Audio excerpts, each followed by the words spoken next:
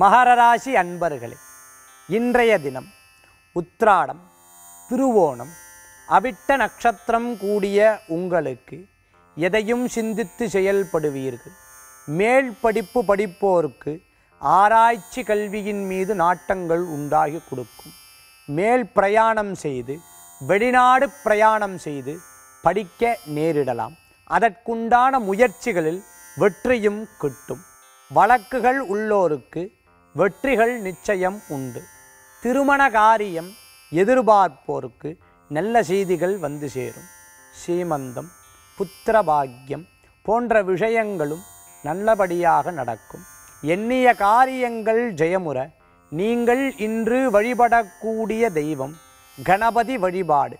சர்வவிக்ன ஹரம் தேவம், சர்வவிக்ன விவர்ஜிதம், சர்வ சித்தி பிரதாதாரும் வந்தேகம் கணநாயகம் என்று சொல்வார்கள். விநாயகனை வழிபோடுக்கு வெற்றிகள் நிச்சயம் உண்டு.